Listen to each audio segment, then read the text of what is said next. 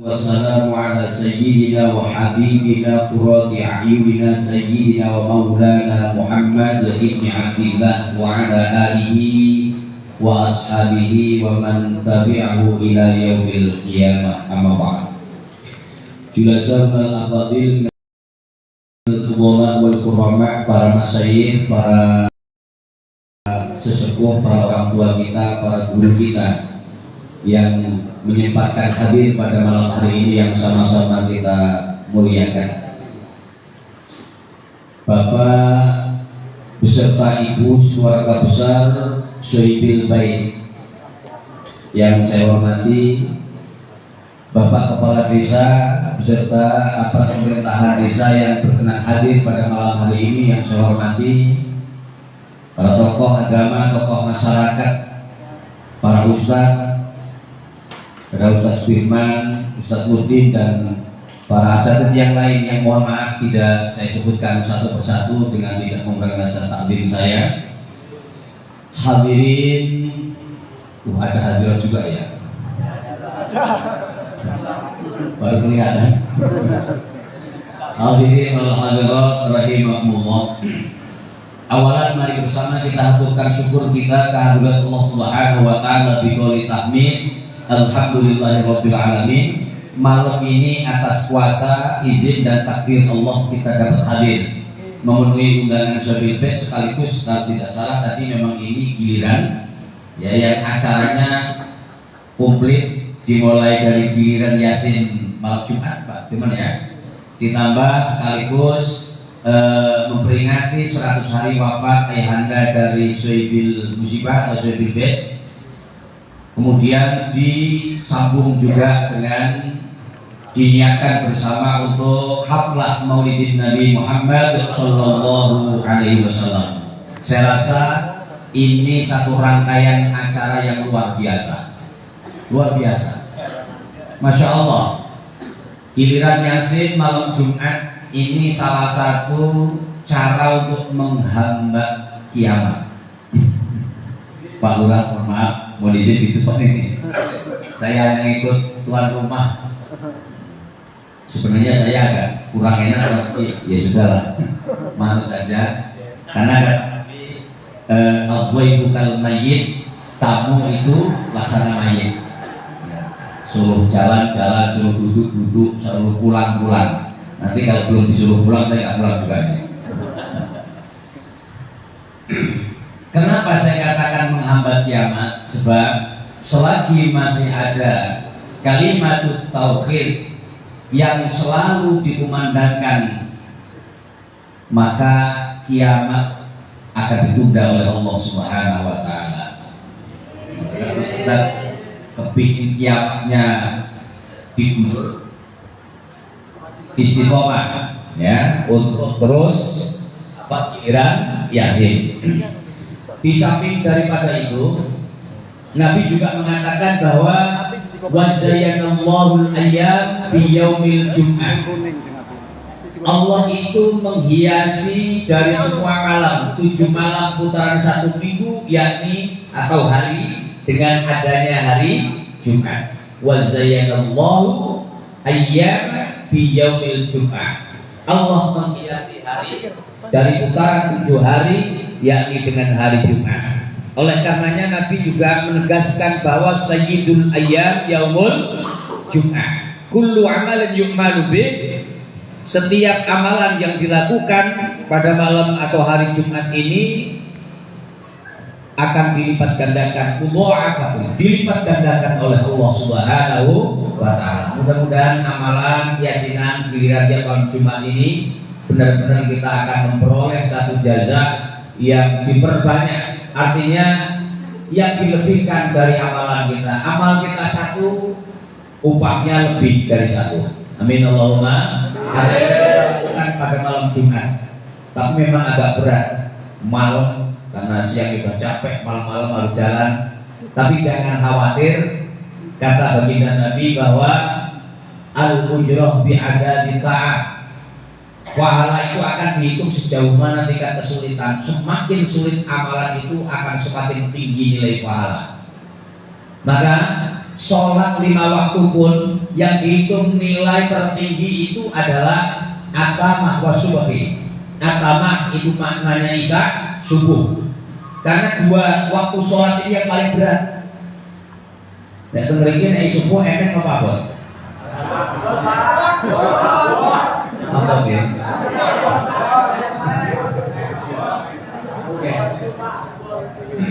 Akan memang al-ujroh ada kita.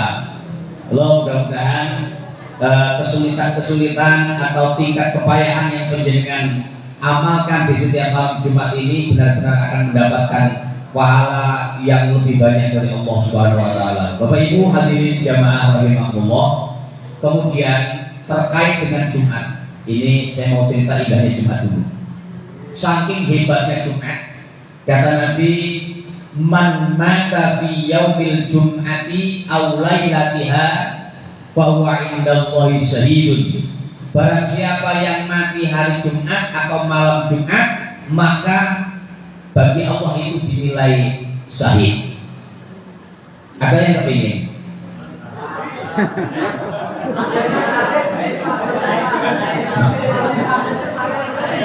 Ya, begini. Karena memang setiap perkara itu ada 2 macamnya. Ada perkara yang dihadiahkan, ada perkara yang diusahakan. Kalau balik ini ya, perkara itu mekali. Kalau nggak dihadiahkan maka diusahakan. Jadi ada yang memang oleh Allah dikehendaki mati Jumat, ini berarti hadiah dari Allah. Nah kalau memang Allah nggak kasih ya diusahakan.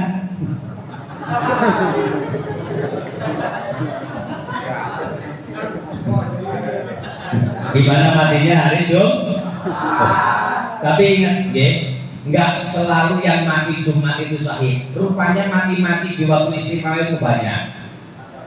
Kata Nabi, barang siapa yang menjelang tidur, manama, ya, falahul wudu.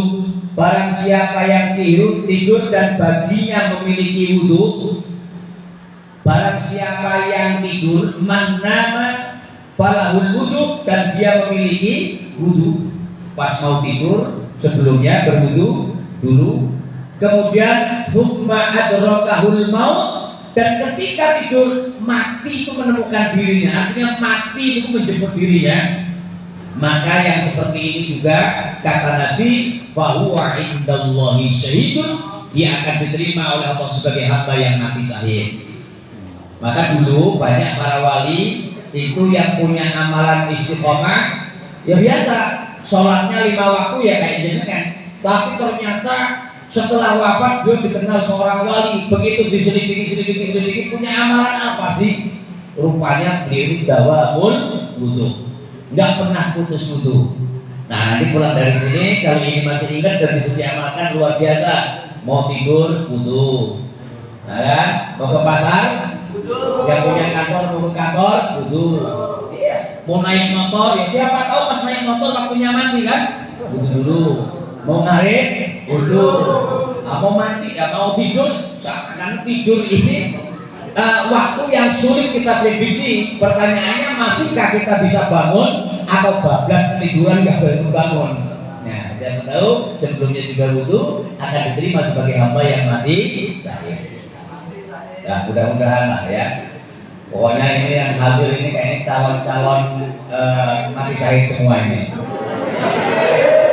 Yang kayaknya dua kalau nggak syahid sangit. Kematian karena ini kebetulan dengan hormat meninggal untuk 100 harinya almarhum Pak Suryono. Pak Suryono.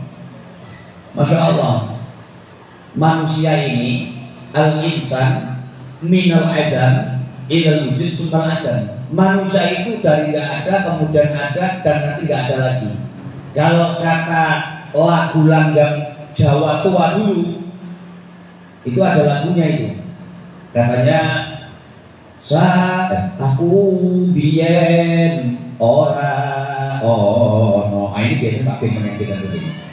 Saiki dadi ono esok maneh ora ono padha bali marang rahmatullah. Pak Kades gimana? Ya ada. Pokoknya dipaham-pahamkan aja lah ya. Banyak dulu kita nggak ada, kemudian hari ini ada, dan suatu saat kita akan kembali tidak ada. Apa ini maknanya? Maknanya makhluk. Kenapa? Karena yang abadi itu hanya Allah Azza wa Jalla. Kemudian semua makhluk ini adalah fana. Sirna kullu syai'in halikun illa wajhah. Semua itu pasti akan hilang binasa kecuali hanya zatnya Allah Azza wa Jalla. Sama. Makanya kan ada ibu-ibu mati, bapak-bapak, adik-adik mati semua kan gitu kan ya. Orang kaya mati, raja-raja ya mati semua. Nggak ada yang nggak akan mati.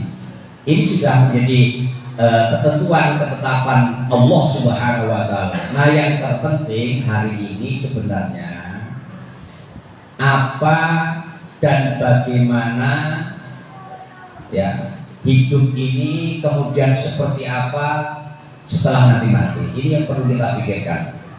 Karena memang sudah menjadi ketentuan Allah, manusia ini proses perjalanannya cukup panjang, dimulai dari alam ruh, kemudian turun ke alam kandungan, lahir ke alam dunia, kemudian nanti ke alam kubur atau alam barzakh, baru nanti alam akhirat. Yang sering dengan sebut-sebut alam kubur sebagai tempat peristirahatan terakhir, yaitu silakan diucapkan tapi jangan diyakini. Kenapa? Alam kubur itu bukan waktunya istirahat. Alam kubur itu satu alam di mana itu sudah menjadi satu bagian proses ya untuk menerima dan bertanggungjawabkan apa yang kita amalkan di dunia. Itu bukan istirahat kubur itu. Nah, kalau kemudian ada yang ngomong nyatanya dia kerasan, berarti istirahat benar, dia gak pulang-pulang, itu bukan masalah kerasan gak kerasan. Memang dipaksa terus begitu. Makanya kata Nabi, al-qabru awwalul manzili min manazil akhirati wa akhirul manzil min manazil dunia.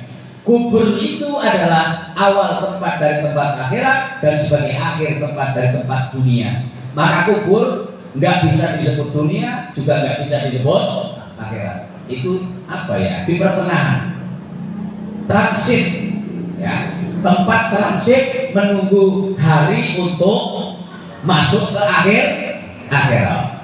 Awalul manzil min manazil akhirat wa akhirul manzil min manazil dunia.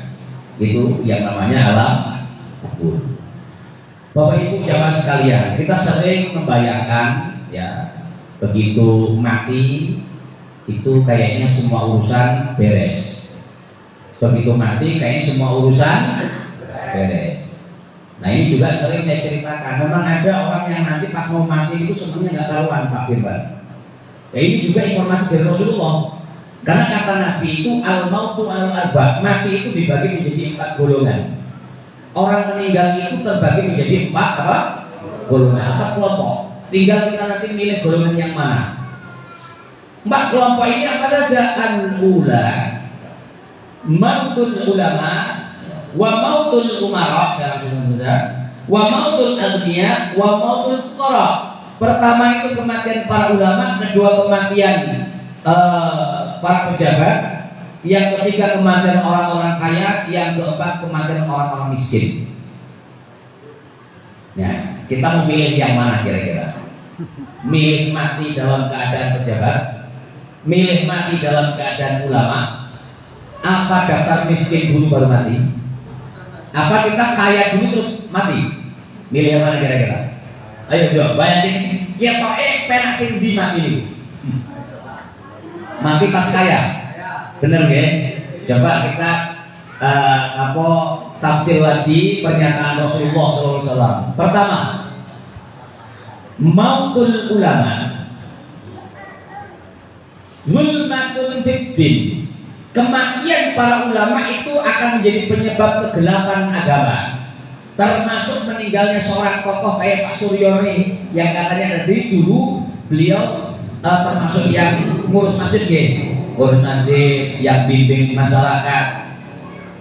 Meninggalnya seorang tokoh itu menjadi sebab gelapnya agama. Meskipun waktu hidup mungkin dianggap biasa-biasa. Iya. Pas hidup biasa-biasa, giliran kiai ini sak besok mati kabeh, tahlilan boleh kok dungo orangmu.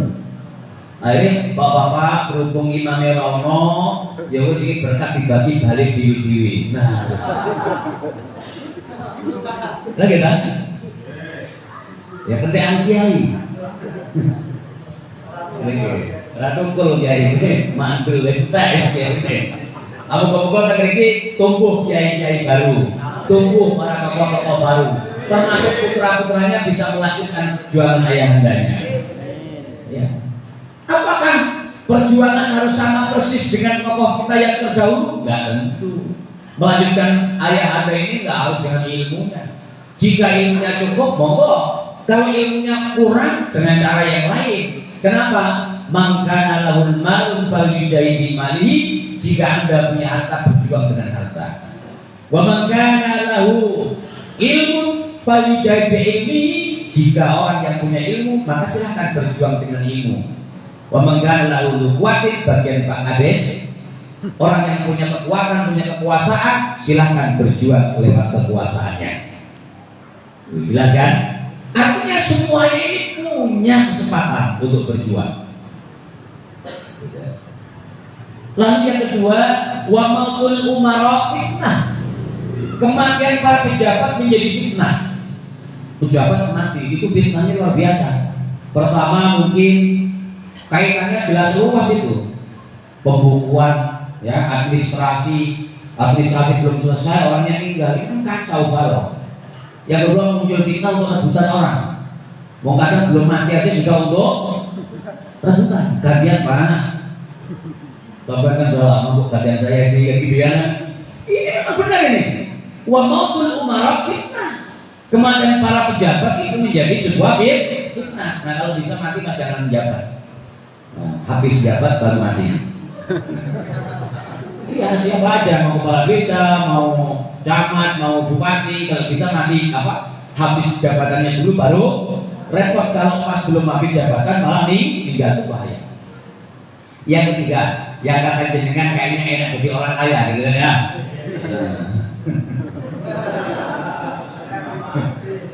Wa mautul agniya salatun. Matinya orang kaya itu nelongso.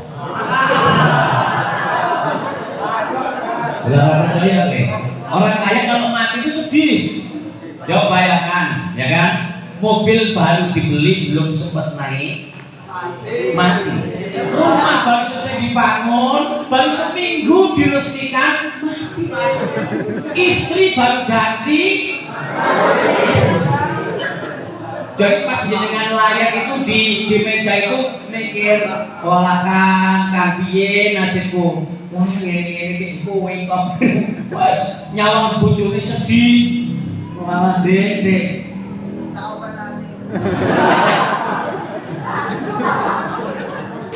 Ya Allah. Allahumma sholli ala Muhammad. Tapi tentu ada solusi biar kematian orang kaya nggak nelongso ini apa? Caranya sebelum meninggal kekayaannya diperuntukkan untuk memikirkan tentang nasib ketika meninggal. Berarti sebelum meninggal ya sedekahnya dikuatkan, ya kan? Berpikir tentang pemenuhan kewajiban kita orang yang sudah punya kesempatan harta, mulai dari zakatnya, ya kan? Kalau ada wajib lagi sampai kepada masalah hajinya, terus gitu. Insya Allah pas nanti aman, karena sudah banyak yang ditabung untuk dibawa ke akhir. Lalu yang terakhir, wa mautul masakin, dan ini doanya Rasul. Nabi itu sering berdoa, Allahumma ahyina miskinan wa amitna miskinan. Ya Allah, matikan aku dalam keadaan miskin, hidupkan aku dalam keadaan miskin, dan matikan aku dalam keadaan miskin. Kalau memang malam ini ada yang siap menerima, saya ijazahkan langsung itu doa.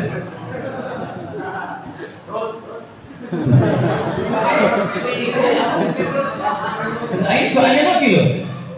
Salah satu doanya Nabi yang umatnya males ngikuti doa ini.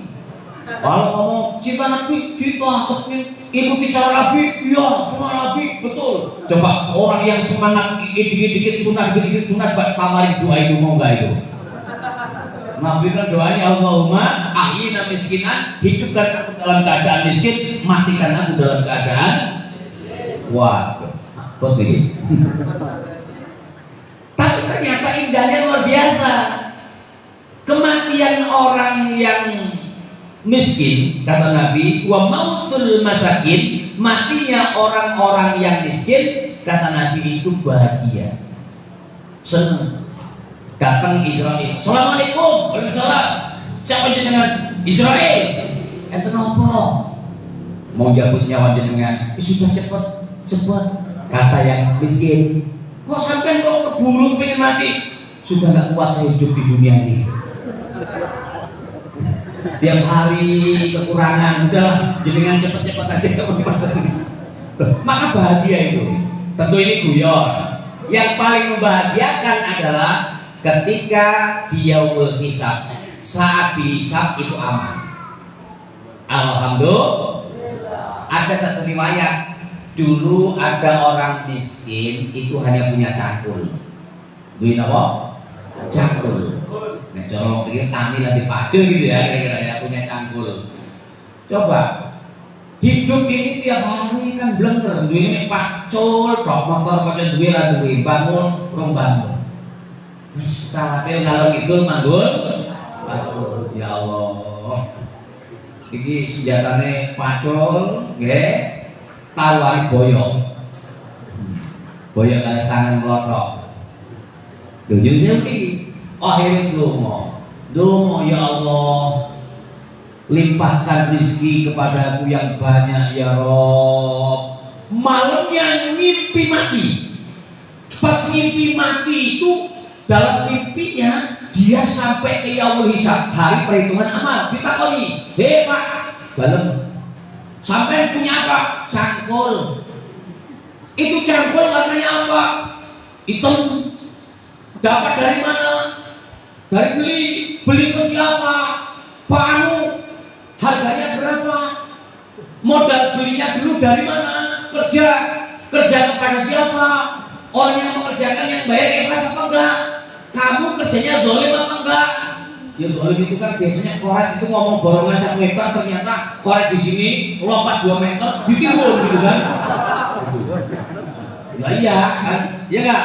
Nah ini ditanya Allah, banyak mulai kaget langsung, ya Allah, saya enggak jadi pingin rezeki banyak ya Allah. Udahlah, saya punya cangkul aja udah pusing jawabannya.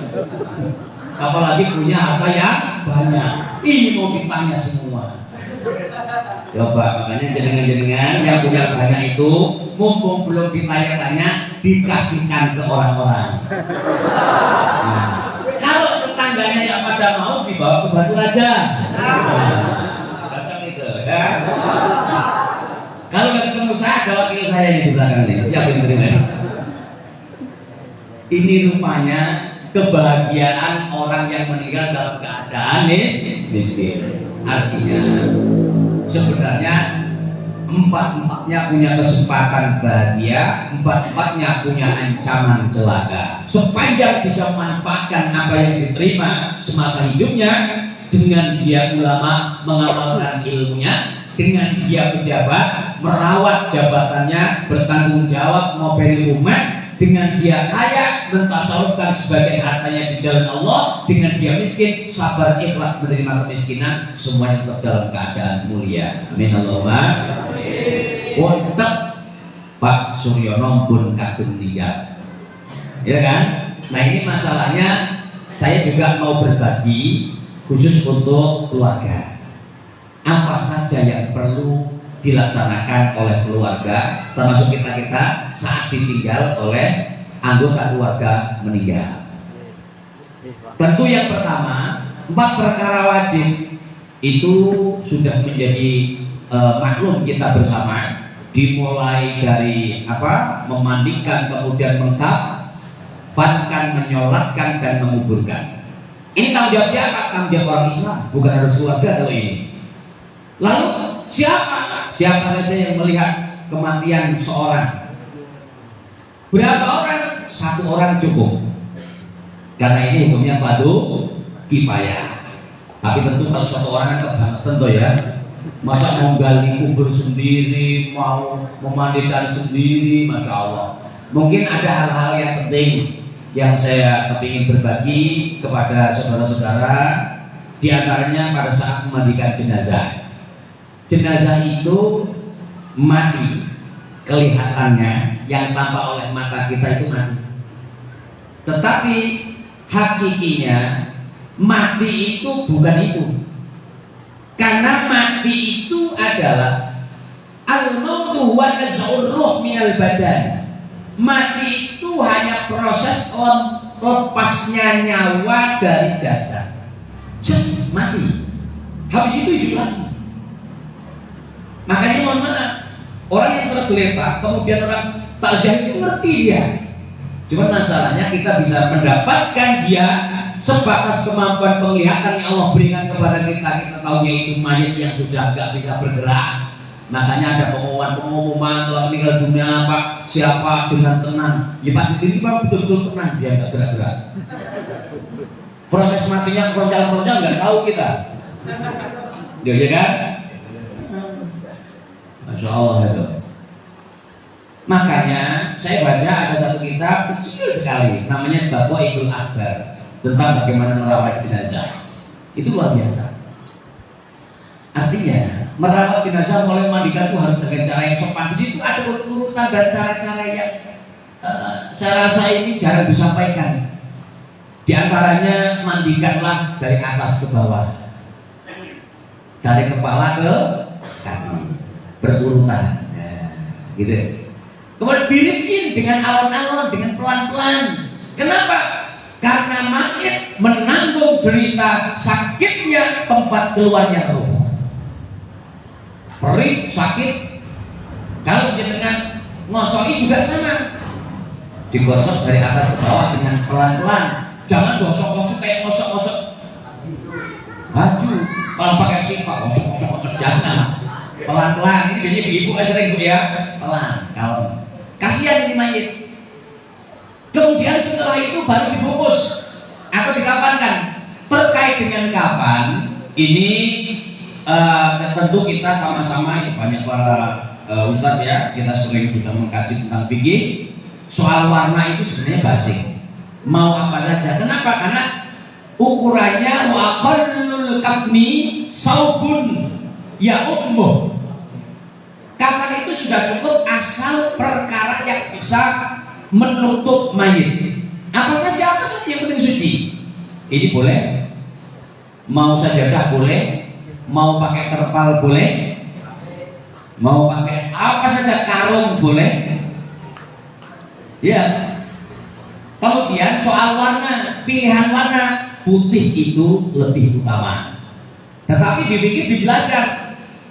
Ya. Yang sudah dicuci, mori yang sudah dipersiapkan, sudah dicuci, afdalu minal jadid, itu lebih baik daripada mori yang masih baru.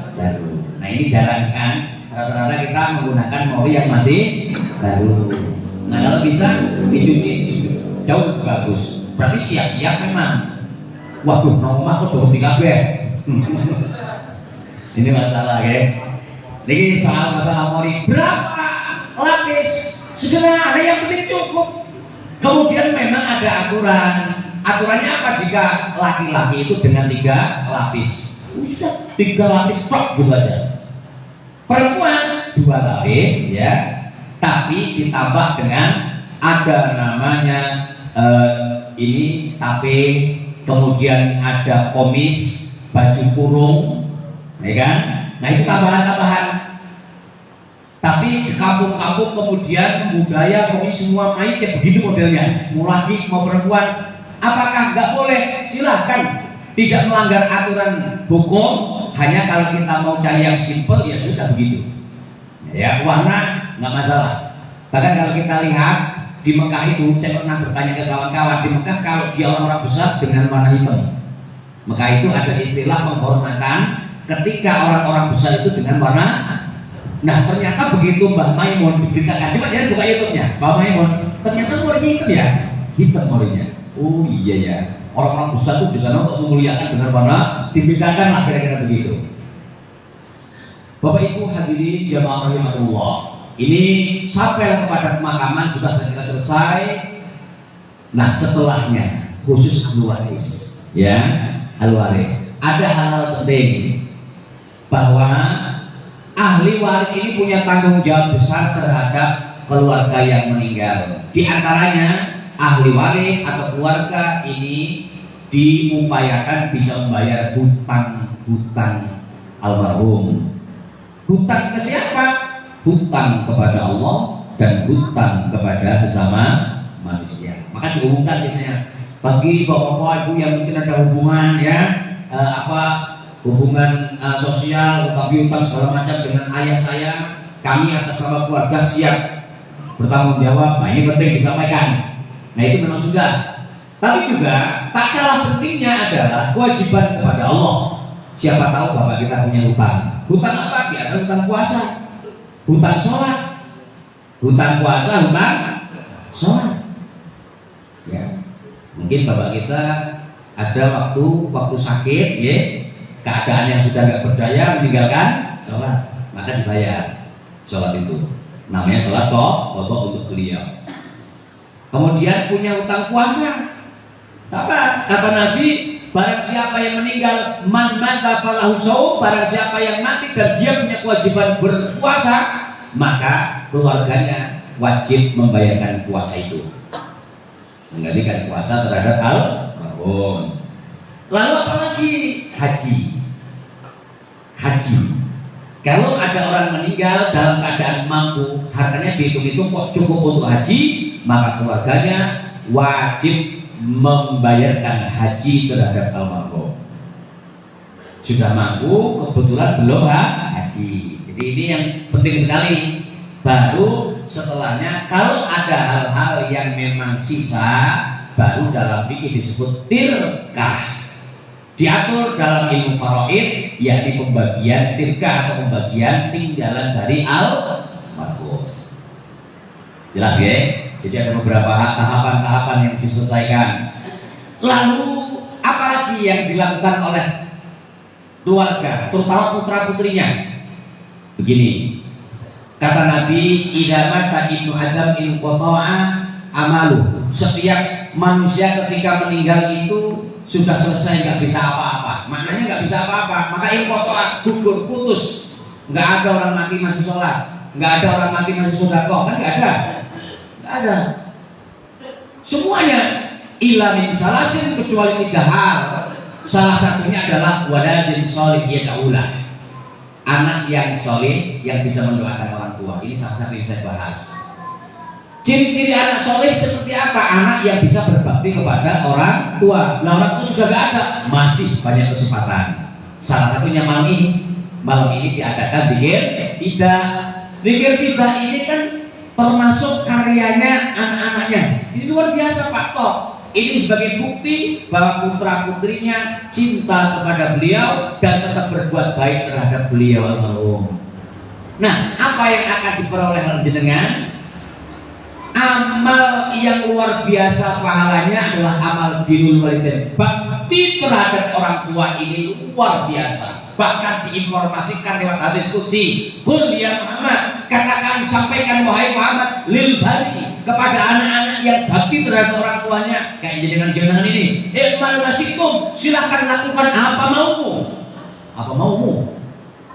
Istilahnya sembrono los akhirnya, tapi nggak disuruh ya, akhirnya begitu. Ini Allah sendiri yang dawuh lewat diskusi, dilisankan lewat lisan sucinya baginda Nabi Muhammad Sallallahu Alaihi Wasallam. Apa jaminannya? Selama dia masih birrul walidain, maka aku tetap mengampuninya. Masya Allah.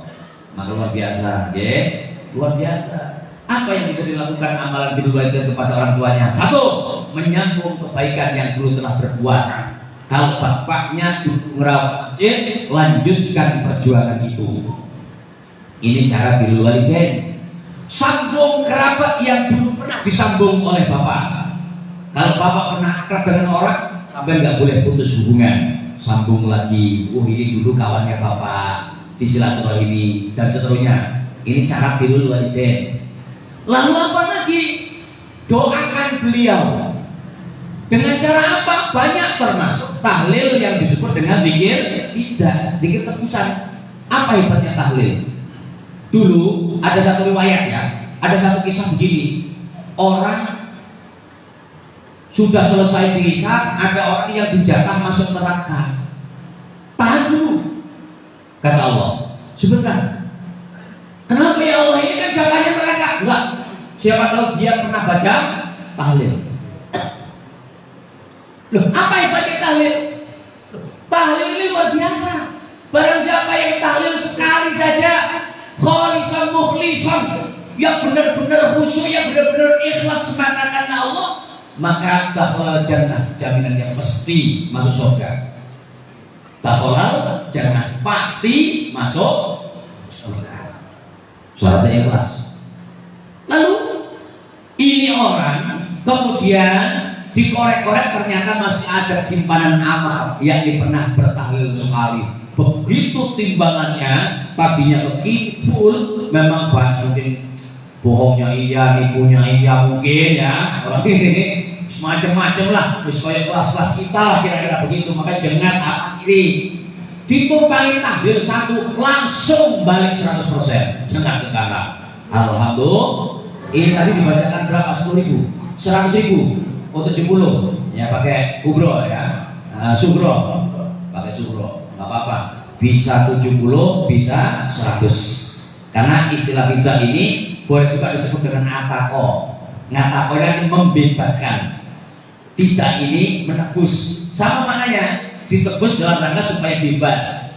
Bebas dari apa? Salah satunya bebas dari siksa kubur. Mudah-mudahan malam ini beliau lagi banjir hadiah. Amin Allahumma amin. Tapi bahagia, Ustaz.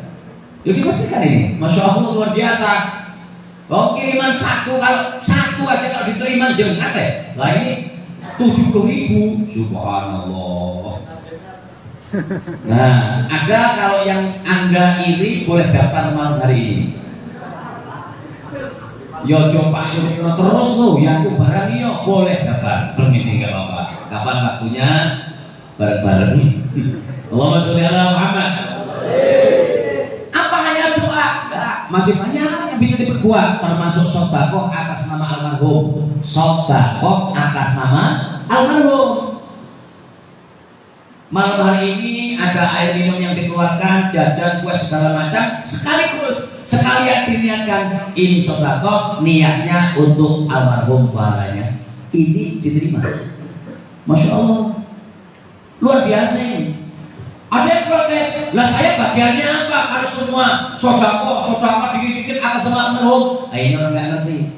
Kalau orang yang paham justru senang di atas mengangkat orang tua daripada atas orang pribadi. Ada masjid yang lagi bangun, bosnya tidak rusak, sampai datang nyumbang atau infak atas nama almarhum.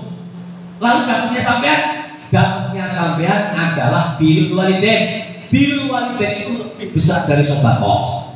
Pahalanya birrul walidain itu lebih hebat daripada sedekah. Almarhum dapat sedekah 20 sak semen, udah tinggal masih bisa bangun masjid. Mudah-mudahan di sini nanti masjidnya bisa dibangun oleh para almarhum itu. Dari mana? Kesadaran para ahli waris. Gimana? Ada tinggalan masuk terus hanya digunakan kita. Ya sekali tempo lah. Ini kan punya bapak, bu ya yang punya dikirim. Ini pak bagian jenengan. Dia kan namanya ihdaus sawab. Apa? Ihdaus. Baik membaca Yasin, membaca Quran, membaca tahlil, termasuk sedekah, semua ini namanya ihdaus sawab, menghadiahkan pahala.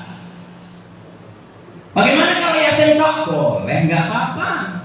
Nabi juga sudah pesen kok Iqra'ul Yasin kalau mau kagum. Bacalah Yasin atas orang matimu. Bacakan Yasin. Mau Yasin, mau tahlil, mau apa yang penting dibaca. Dan terakhir terkait dengan maulid, ini terakhir sekali karena waktunya udah malam. Ini udah benar orang-orang ini.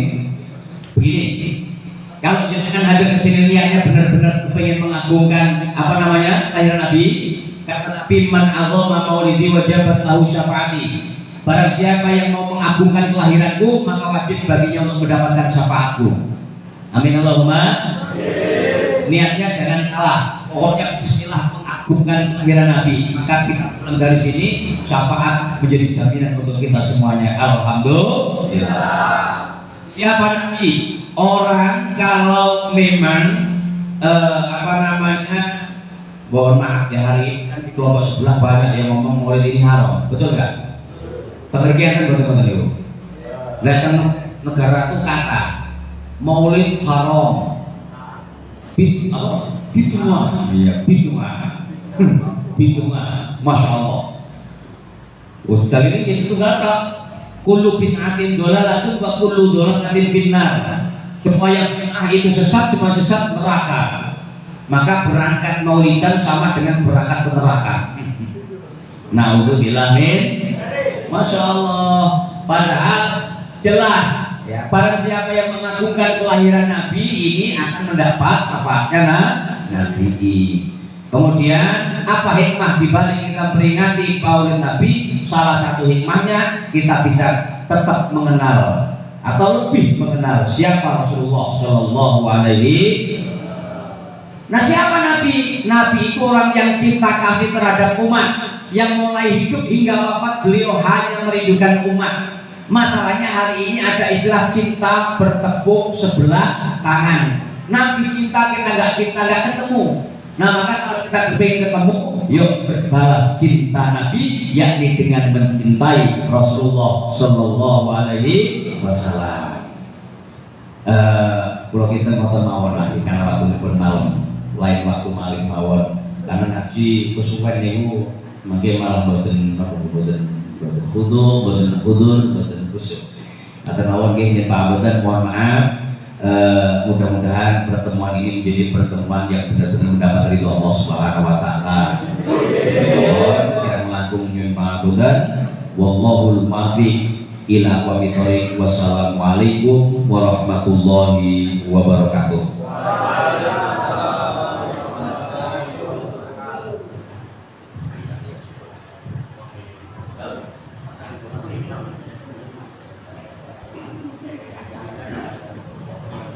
Kami aturkan terima kasih secara